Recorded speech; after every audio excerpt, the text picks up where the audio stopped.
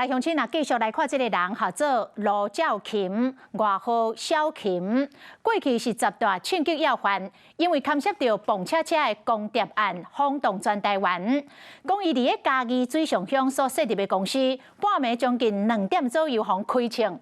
一个28岁少年呢，拿迄种改造的长枪，上准伊公司的门口，连开5枪了后，家己炸这支枪去投案。这个嫌犯讲，罗兆琴2018年涉嫌甲一个少女乌白来判伤轻，伊真不满，为着要消透伊满腹的愤怒，才来开枪。不过警方对这种的讲法有真大的怀疑，无排除背后有装假人，讲要搁侵入来追查。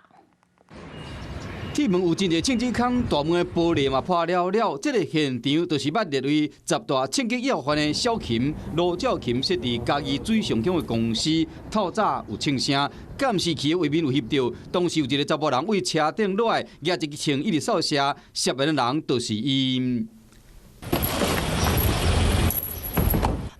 28岁姓柯的查甫人犯案了后，家己举枪去警察局投案。依照警方调查，伊是为北部赛车路南，伫我透早2点的时，举一支改造的长枪，到罗兆琴的公司外口连开5枪。伊投案了后，自称讲是因为不满罗兆琴较早捌发生的威胁少女的案件，才会开枪。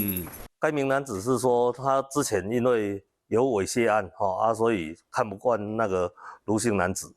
罗兆琴是伫2018年涉嫌威胁未成年的少女，事后被判刑10个月。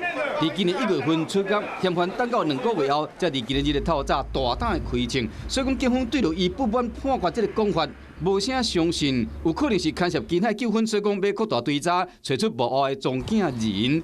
代志发生后，罗兆琴的某转去公司，无想要加讲。吕董即摆敢有做最近有倒来食？没有嘞，拢无哦。人伊即摆人去倒敢知？唔知嘞，我唔知影。偌久无看见？真久啊！